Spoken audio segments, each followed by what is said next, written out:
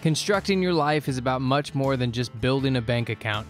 Each week, join real estate entrepreneur and mindset coach Austin Linney as he interviews guests who are constructing their dream lives and impacting the world around them on a daily basis. If you're an entrepreneur or wanting to start a business, or you just want to hear motivating stories of how others have overcome the odds, you are in the right place. And now for your host, Austin Linney. Perfect. What I don't get as excited when you start a business, right? Like I remember the day, Zoom, we're so used to it these days, right? But yeah. I remember in one day, I was on a call in Ireland, Thailand, Spain, New York, Texas, Colorado in one day. And you really life, what I talk about all the time is what's funny about life? Like high gas prices, right? We bitch about high gas prices and they lose their mind. And then 2 weeks later, nobody talks about it. Like that's technology. Dude, it's like, yeah. You're not even excited about the ridiculousness of it until you actually look at it on a context. Yeah, for sure. You get used to it. It's the phenomenon. Did you know that if you pay attention to your nose, you see it, right? Like I'm looking at you right now, but if I just think about my nose, I can sort of see it. But if I don't think about it, I don't see it anymore, right? My brain erased that information because you don't need it. Well, so everything that is new and everybody is excited about all the trends, that you see on social media, right? Everybody get excited. The little subtitles with the emojis that go super fast and the cropping that goes bang, bang, bang, bang. Now we don't see it anymore. Like everybody does it, but we don't appreciate it anymore. What actually got me sober and got me to lose weight? This is a true story. This sounds so asinine to say, but it's serious. I don't think I saw myself in the mirror for almost 12 years. I really don't. Oh, wow. I don't think I actually stopped and looked at myself in a mirror until I went to the lake, until I saw a picture of myself and went to a wedding and saw the wedding pictures. And I was like, who's that? Holy fuck. You've gained a lot of weight. And it's crazy. Think about how many times we're living our life, but we're not truly seeing ourselves. Oh, for sure. And we're so projected always into the future. And we almost I think there's almost a stigma of never look back. Don't have regrets. Never look back. But no. Just look back once in a while to see how far you're coming. How far? Look at the, just you 5 years ago, 10 years ago, 15 years ago, 20 years ago. It's crazy. You need to give yourself compassion for that, right? Because if you get to a point where you can be goal-oriented and look towards the future, it's because you did a bunch of shit in your past that led you to that moment that you're able to make some space inside you to have a goal, right? So it's important to look back once in a while. So anybody that's listening to this podcast, we haven't introduced anybody. We haven't gone. I don't know where Marc's going to start this. It doesn't matter. But if you're with us, this is the true definition of no defined direction on the podcast. Yeah. I have another friend like this, Ryan Sprague. We only talk about where we are in the moment, and whatever comes up, then we talk about it. It's an amazing conversation, right? And to have you on, to have myself on, we have many early morning talks here in Spain. I'm here through WhatsApp. Sometimes we don't realize that as much as our business changes and our skill sets, we change with inside that business, right? One of my favorite quotes from Alex Ramosi is nothing works harder on you, or your business works more on you than you work on it. Yes. Because anyway, identity is a very fluid concept. Huh? You know what I realized recently with everything that is happening in my professional and personal life? I realized one thing is so I'm the father of twins. I have twins. They're 10 years old. I have my wife and all, I have a little family. And even if I was showing up to work, it doesn't matter if it was for someone else or for one of my businesses, I was never doing it for them. I was doing it for myself. Mm. I realized that my whole life. I got to close to 40 years old. And honestly, I never neglected my children. Please, you can ask them. Never neglected them. always took good care of my family. I was always present to the best of my capabilities, of course, and my limitation.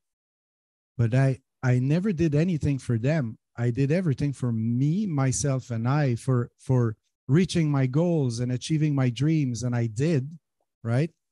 But now I got to a point where I want to do shit for them now. Like I found my sense of purpose again. And now I'm like, oh, wait a minute. There's goals now that I can put in place. But I was really not goal oriented before, right? But now I see how goals could help me navigate with this. Let's say to this deeper purpose of like doing things for your family, which is a totally new concept for me, because most of the people that show up on the podcast, they all do everything for their family, right? My children is my why. My children is my why. My family is my why.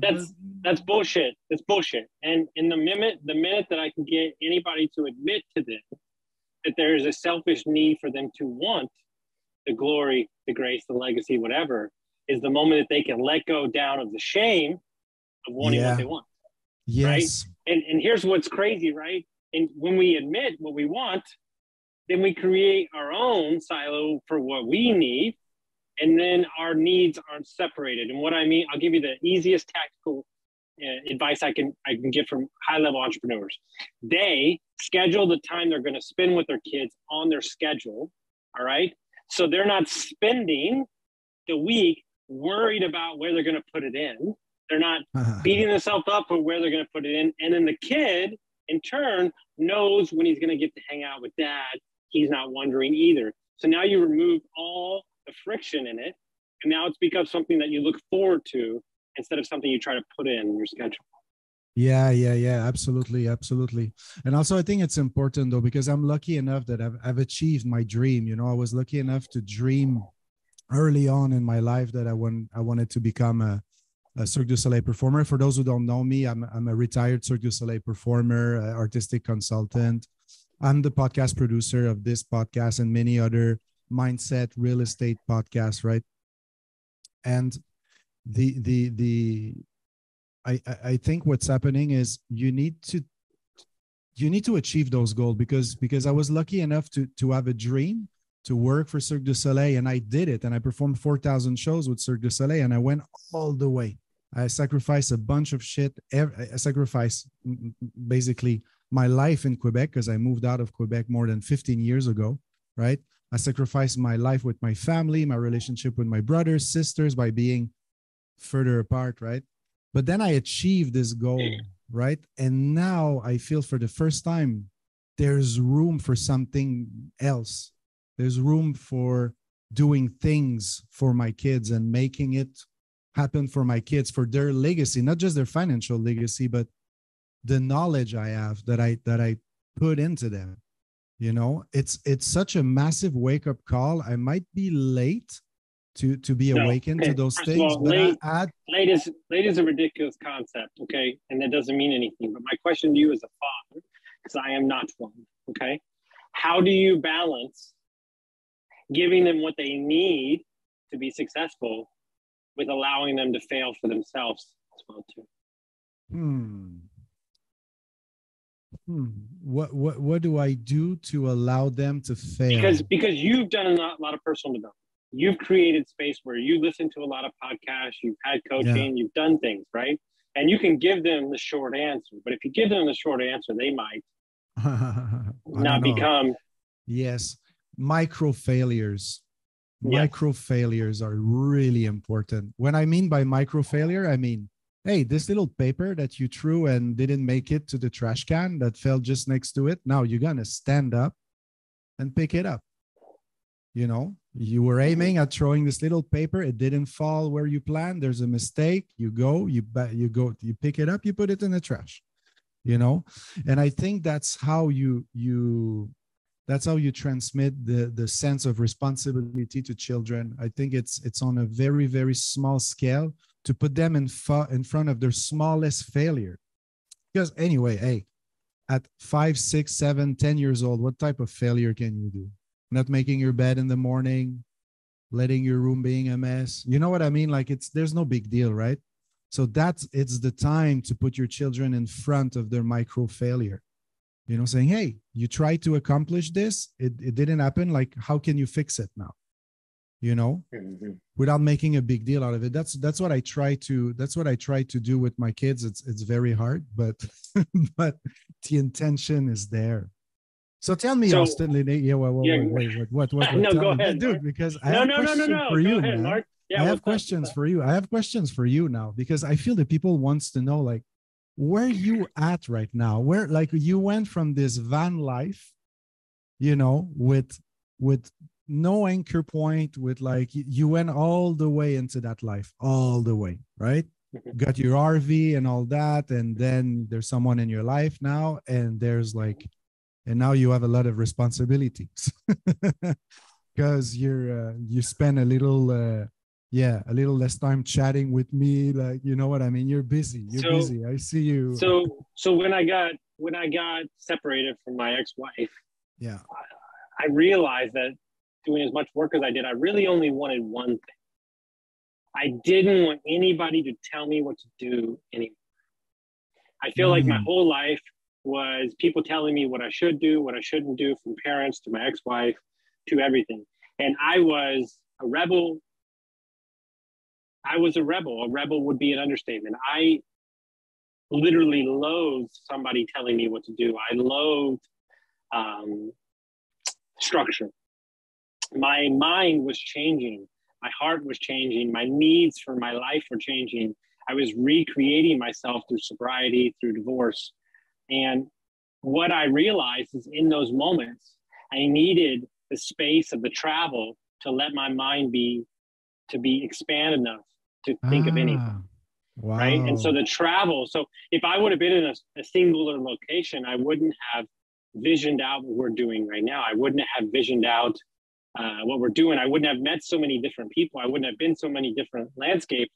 And I would have felt like I was in a rut. Now, was this a conscious choice? Is it really something you said consciously? I need to live in an RV. It was a process. I think it hit me like 9 months in to realize that I needed that expansion, that open space, that thing. I met a lady a long time ago during my journeys, right when I got divorced. And she was an older lady who did some healings, and she was an artist. And I noticed that all the people that I met in Arizona were a little wild. They were a little crazy. They lived out in the middle of nowhere. The wind was blowing up 50 miles an hour. It was hot as shit. They were different, right? They weren't as structured. And I said, let me ask you a question. I said, do you believe that you have to be in a place in your life where you're firm on who you are and you know who you are to live in the desert? And she goes, what do you mean? I said, hear me out. I said, I feel like when we're younger and we're scared of the world, we live near mountains, trees, and rivers. I didn't meet a lot of young people in the desert. And so the desert is more for a free spirit, more for a realm. It's a different landscape. It's rocky. It's a little different. It's windy. Yeah. And so this wasn't a conscious thing, but it happened. And so what happened is I still love it. I still love every part about it. Trust me, it pulls on my soul every day to travel. We still have an RV. But what is needed right now for me to set myself up for success is to take 3 to 5 to 6 years out and realize that I need to build something that is going to give me the foundational freedom to do what's necessary moving forward. And so I'm willing to take, we're still going to travel. We're still not as much as we were, but we're taking something that can really create impact to the scale, whether it be financially, spiritually, mentally, charity-wise, all those things. And we're really settled into what we're building and the mission and all that stuff like that.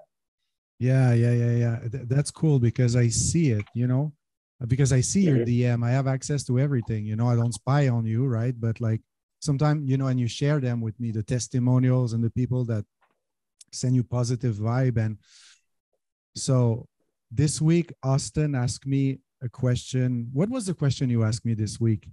You asked me something this week, I asked you.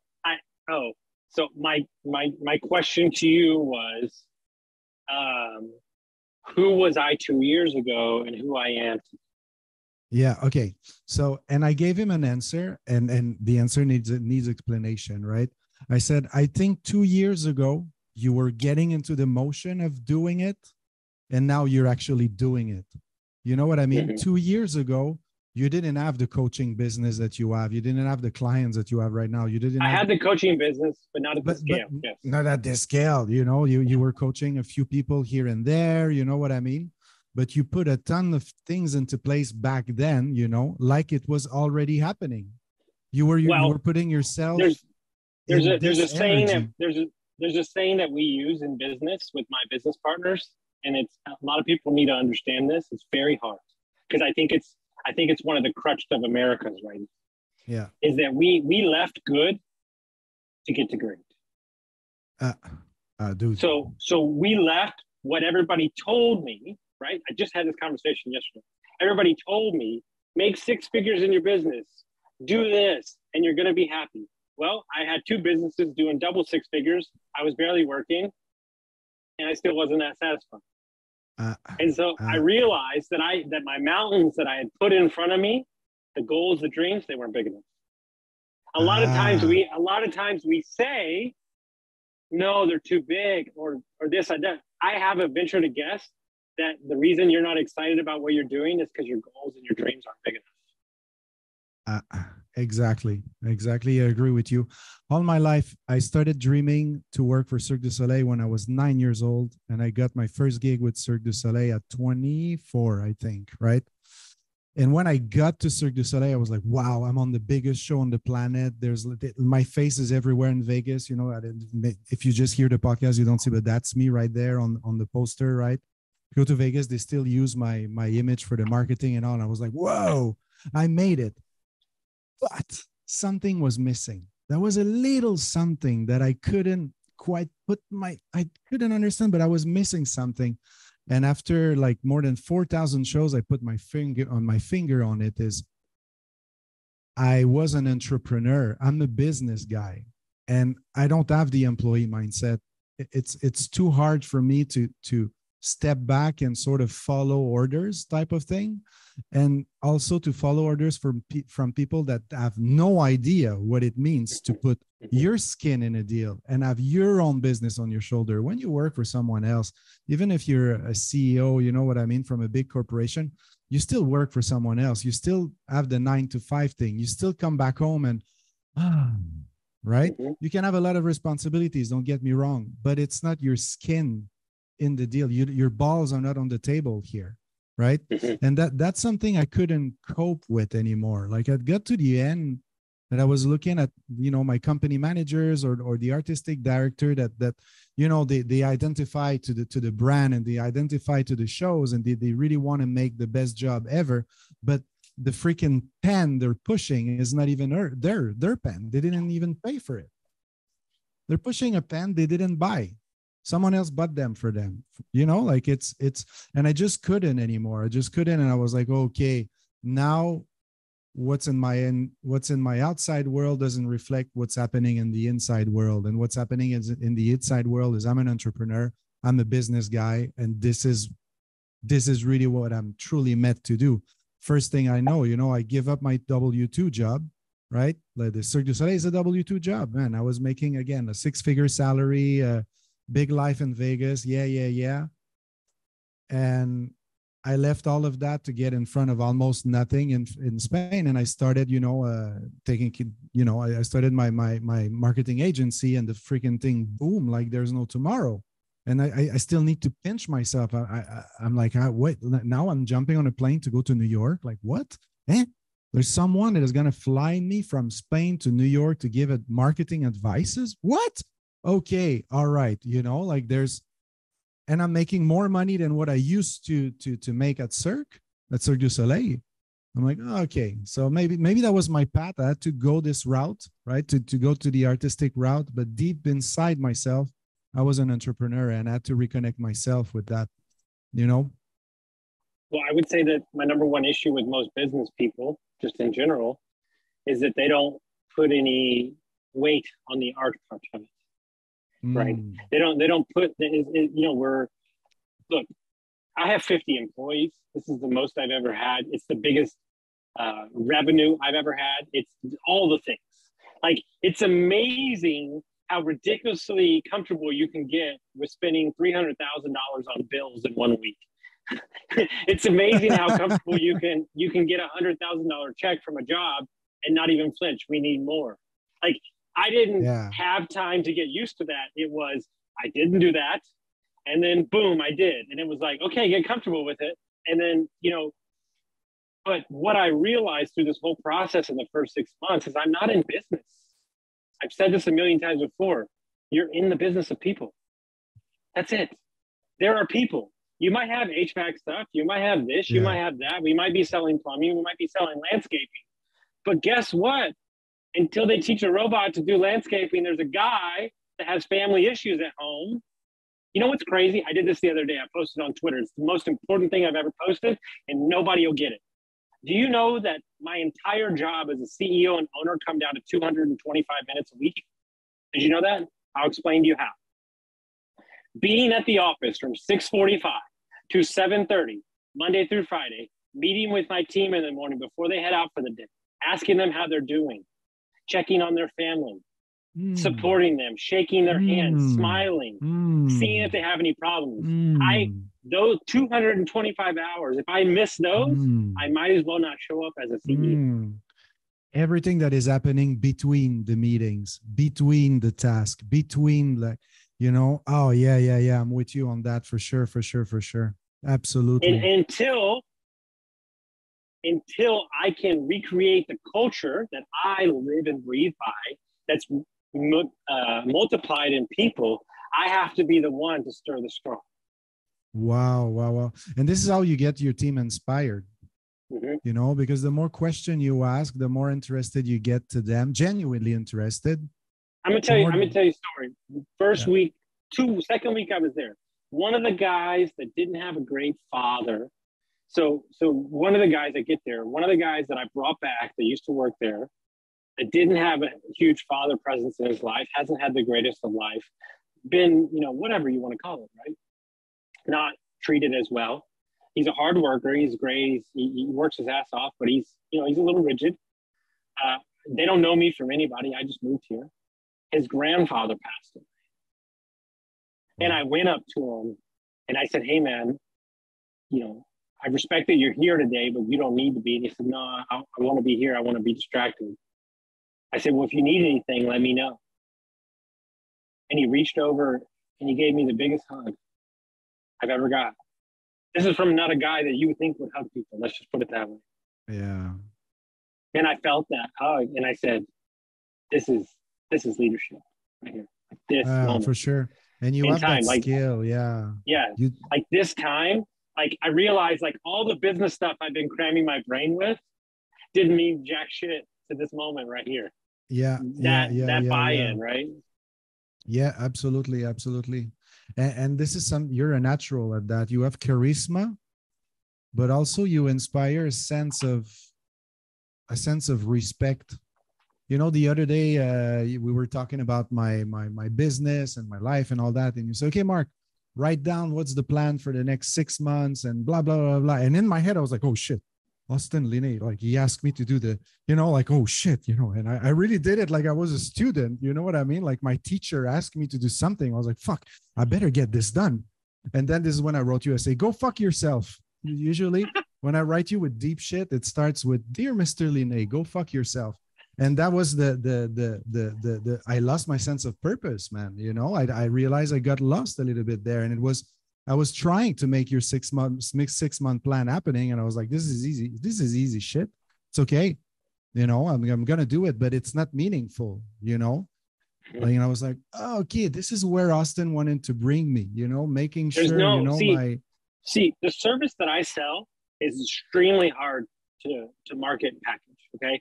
Because who wants to tell you, right? This is what I noticed when I got into coaching. That's why I lie about a lot of the stuff that I sell, because it's none of those things. Because it makes people feel comfortable. If I'm going to tell you that your wife's going to be happy, and here's the truth. I got one rule. It's my new rule. I live by it. I started it 2 years ago. When the wife of my client are the employees of my client message me on the side and say, whatever you're doing, keep doing it. I know I hit my spot. Oh, wow. Yeah. So the employees' wives text me and they go, I used to have to shake my husband out of bed. Now he's up at 5 a.m. every morning, whistling, ready to go to work. He has purpose. He has drive. Wow. That's when you know that you're radiating into the home. That's when you've created something special. Wow. Wow. Wow. Powerful. Powerful. And I'm with you. And then you realize, this, think about that 50 families. Yes. You know, all the responsibility, you realize like you can't run from it anymore. It's there. Yeah. Listen, this is something. My dad is a businessman, you know, successful, but not crazy. He's not a billionaire or anything like that. You know, he had businesses in Quebec and we were raised in the world of business. I was raised since I have a diaper on, I talk about business. My dad, like for real, I'm not kidding. He just talks about businesses all the time, but he never talks about how to get richer, how to make more money. He never talks about that. He said, well, I remember when we were driving by one of his businesses, he was like, Mark, this place is giving job to 20, 25 people. That's 25 families that live off this business, man. Like, hey, and he was really like people oriented rather than money oriented, you know? Dude, this is a true story. You'll love this. So because I'm me, I do things and I don't think twice about it, like all the time. I just say yes and figure it out. Okay. So yes, I had companies. Tell me that. Yes, we had revenue, right? We had revenue. We did good businesses. We did good, but nothing like this, right? So I decide that I'm going to be CEO, which wasn't on the table, wasn't the plan for 5 months. So I do it. I say yes. We move up here 10 days later. I'm running the business. Like, boom, jump in, first day, you know, hire, boom, boom, boom, boom. Like 5 weeks later, it hits me on a Friday night after a long week. I'm like, oh, dude, you're running like a $5 million business. Like, what the fuck is going on? Like, oh my God. And so I text the owners and I go, you're imbeciles. I said, you're letting me run this fucking thing? I got the keys to this thing? Y'all are out of your mind. I was like, this is insane. And the next thing I did was pick up my phone to my dad. And I called my dad. I said, Dad, you ran one of these for 48 years, your own business? I said, you're out of your fucking mind. I was like, I have so much respect for you. I said, for the rest of my life, God bless you. And I understand. Like, you don't, until you get inside, you don't realize. Exactly. Man. You never know what it is to manage a business until you're a business owner. You can read all the books, listen to all the podcasts, but until you have employees coming in your office and complaining about ridiculous shit sometimes, you know, like you don't know what it is, because the employees always have a better way to see things and would do the things so differently. I know, because I realize, did. Exactly. We all employee. did. Yeah. And they don't realize that the more responsibility you have, more decision you need to make every single day. And I'm sorry, if you need to make 100 decisions a day, yeah, maybe a couple of them won't be the best decision, but you have to make 100 decisions that day, you know? So keep the ball rolling, but you don't understand that until you're sitting in the driver's seat and you receive 500 emails in one day. I would say the thing that's taken me to the next level, and it's very hard to explain, but I no longer make decisions based off of my needs and wants. Okay. And let me explain something to you. So there's 6 different people inside this body at all times. Okay. So not only am I CEO, I'm also one of the owners. Well, then I have to answer to 5 other owners, but I get to make the day-to-day decisions, but we have to make the long-term decisions as a group. So I have to push back on them, even though I'm one of them, actually. Okay. So there's your first scenario, which is really weird. Okay. Then I have a day-to-day stuff. Okay. But I have to not only think about how is this going to affect the business today, how is it going to affect it 2 years from now, 10 years from now, 20 years from now. What I've been able to do, let's say you have 3 people in the situation. In the moment of that conversation, I am allowing myself to look at the position point of everybody in that conversation and see it from all angles, which allows me to make an educated decision and not make sure that I'm not making the decision for my ego. This is difficult. This is really difficult.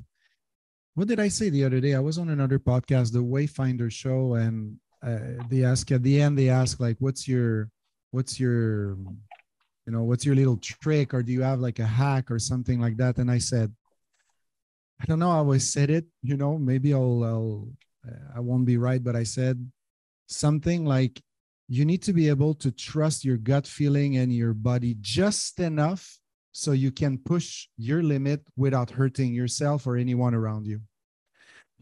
So when you listen to your gut feeling, when you're in a group of people, like you just said, in a meeting with the board of administration, the investors, the owners, the employees, and all that, your brain is going at 1,000 miles an hour, but there's something in your guts that tells you, this decision I trust is the right one. This is not the right one. This is not, you know what I mean?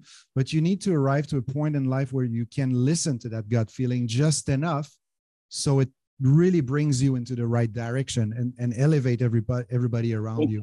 The only time that we don't, not the only time, one of the main times that we don't listen to our gut is the moment that we don't take any time for ourselves. The moment that we don't care about our health. Like, look, at the end of the day, I told my CEO this the other day. I said, do you think somebody that runs a $100 million company, do you think they're healthy or not? I know that some of them might not be, but I would say a majority of them take care of themselves. They work out and everything. I said, so that needs to be our focus, because this ship doesn't drive if you and I aren't at peak health condition. And so let's focus on there. Let that be the foundation. Let's realize this is a marathon. Let's not overanalyze each decision and know that some are going to be good, some are going to be bad. But if we have our health and everybody's safe, then we can keep moving forward. It's as simple as that. Yeah, absolutely. Absolutely. Absolutely. The gut feeling is so important in business, man. It's so important, and people just forget about it because they think it's hippie shit. But the amount of people, the amount of business people I know that did a deal with someone and it didn't go well, and they tell me, I knew it. I knew it.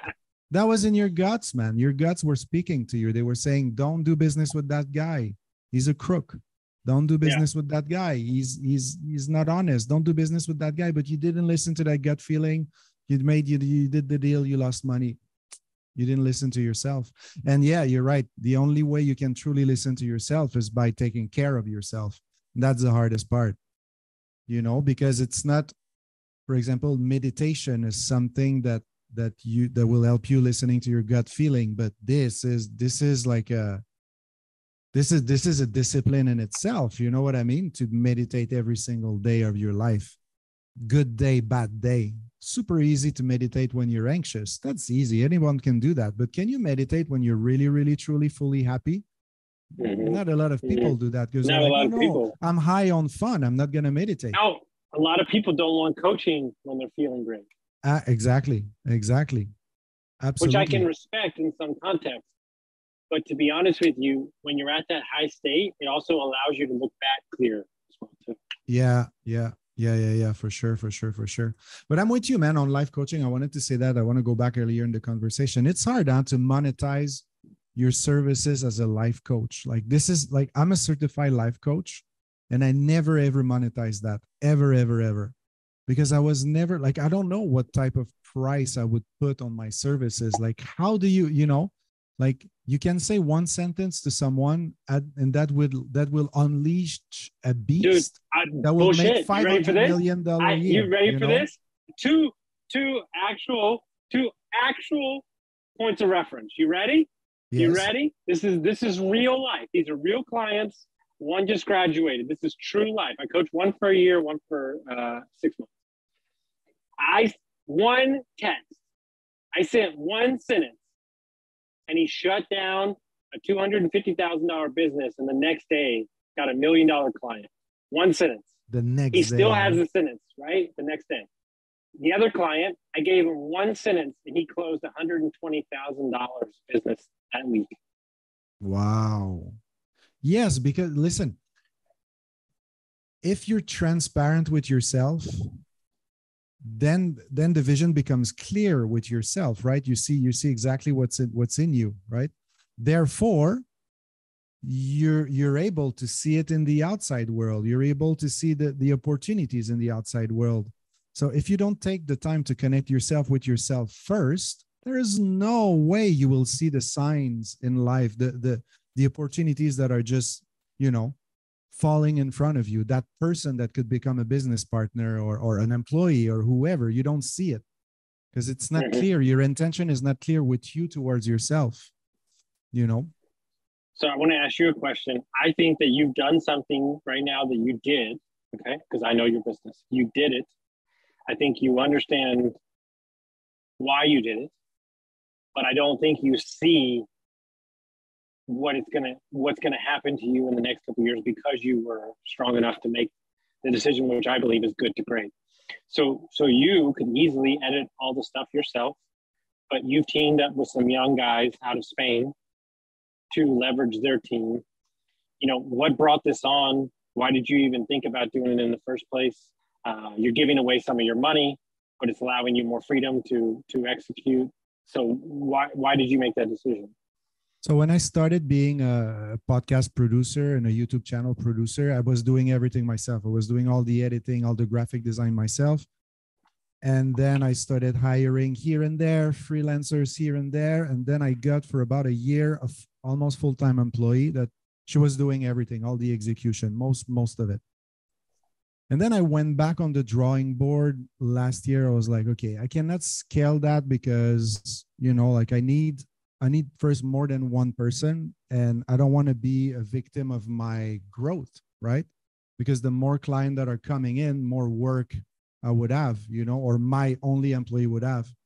So what I'm doing right now is I'm slowly merging with a studio here in Barcelona, and they execute all the production, you know, all the editing, all the graphic design, all the community manager, all the you know, now I have an assistant. And yes, I'm making way less money, you know, than what I would do if I could do it. Because now I cannot do it. That's the thing, Austin. I cannot do it on my own anymore. There's just not enough time in a day. I cannot. Dude, we produce some months. We can produce like 300, 400 clips, 1 minute clip.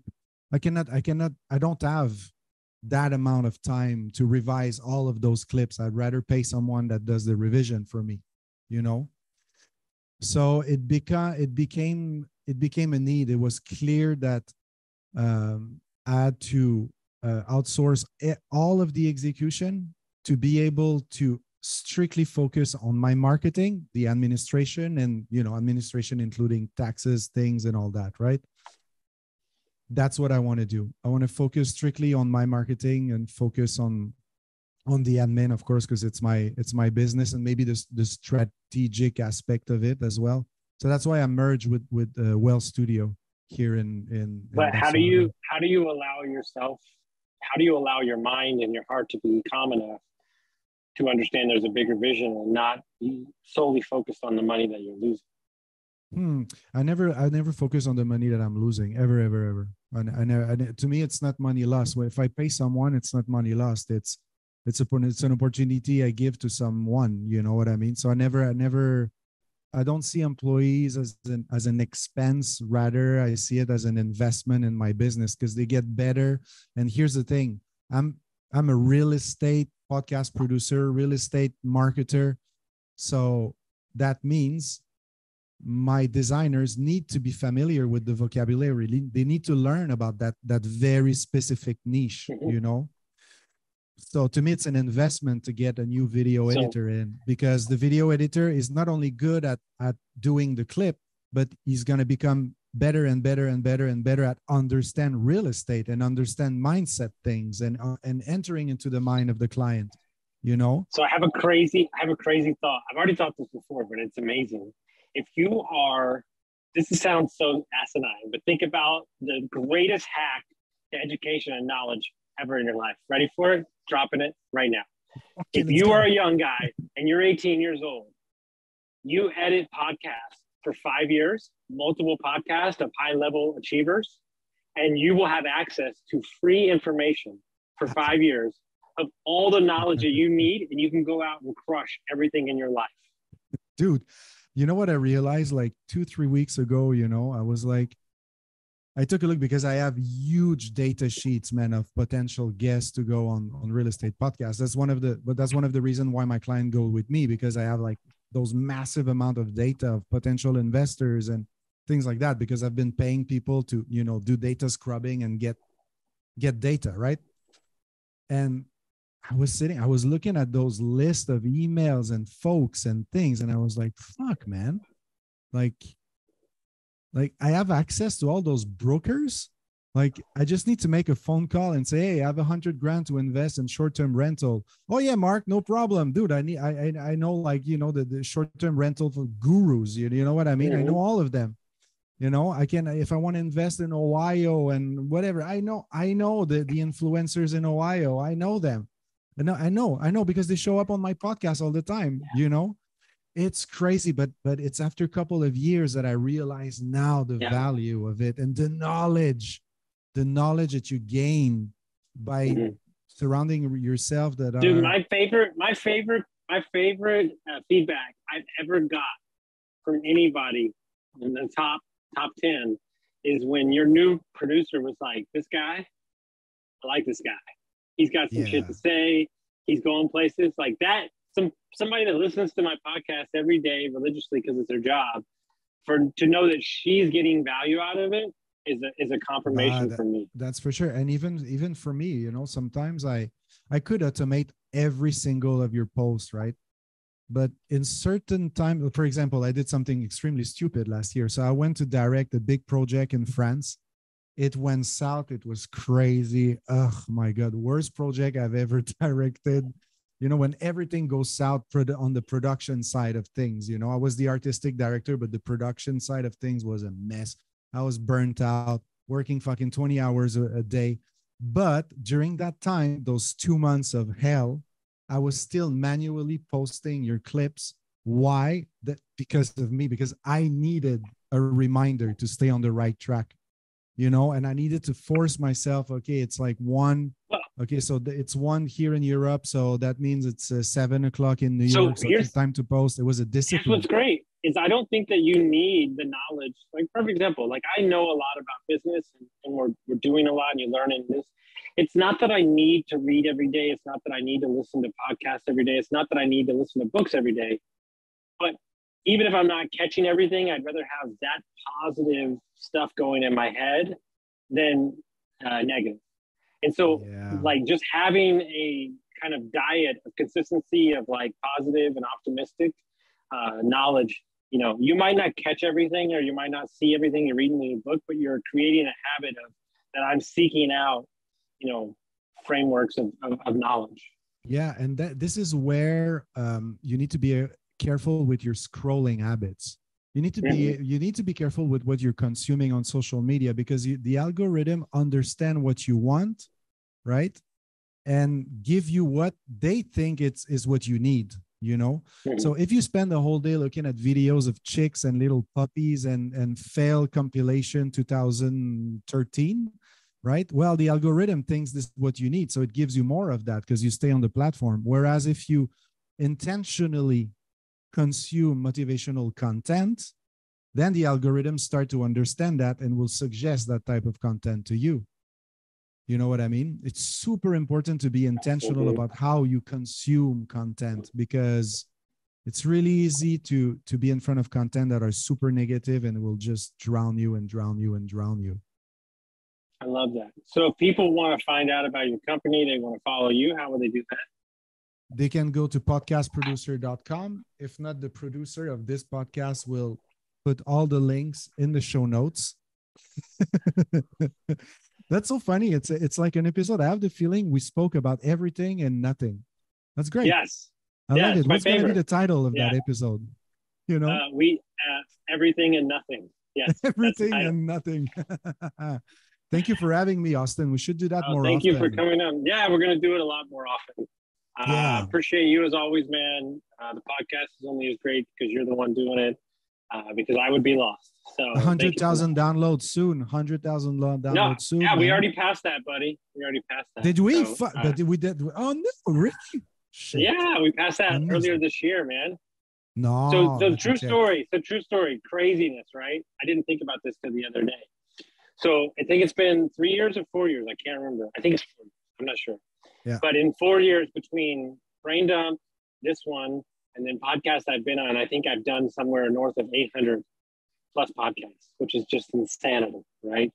And the private equity group that we created, the business partners from the podcast, the opportunities before this podcast, my network because of the podcast. So if you're thinking about doing it, or you're saying there's something, or I don't even care if you start a YouTube channel, I promise you that you will create relationships that you would not be able to get otherwise. So if you've been on the fence of creating your own, or I don't have anything to say, yeah, screw that. Okay. I think Jason could be, the introvert podcast. Jason is just loving Jason it. Ballara 100 plus episodes. Yeah. Yes. So it's a huge opportunity. But think about it. Look, you had 100,000 download on your podcast. Imagine the reach that you have from every single clips that we extract. So you didn't just touch 100,000 soul. Yeah, you touch it's a million. Millions of people. And here's the thing: it's not even about that, right? Because here's what's crazy, and you and I've talked about this. You and I have talked about this, and it's true, right? And people don't realize this. The moment my COO is a prime example. The moment that people find out who I am, the first thing they do is go listen to some rants or podcasts. And then they feel like they know me, right? And if we're trying to buy a business, the business owner listens to me. Okay, this guy full of shit. So my COO, he said he came and worked with me because of my podcast and what I cared about. He had 6 other offers. This is the new kind of digital business card. It's proof of concept. And so even if it's just that for you, it's a big deal. Like there's often a question I have when people come to me. People come to me and they're like, hey, I want a podcast, but before I monetize, before I invest that amount of money on a podcast, I want to make sure I can monetize. And I'm like, wait a second. You're already monetizing, because you have a job or whatever you do investments, or you do whatever, you're a businessman. Now, if we Google you, you don't show up. You're no one, basically. If you have your own podcast, whatever you do, you show up to an interview, you go for a business deal, it doesn't matter. You go to the freaking bank for a loan. They Google you and you show up. Blah, blah, blah, blah, blah, blah, just because you have your own podcast, So people think monetizing the wrong way. They only think about how much money they can get from the platform, but the collateral of that, this is where you make your money as a podcaster, 1,000%. Guys, if you get some value from this episode, send it to a friend, and we'll see you next time. Yes. Thank you, sir.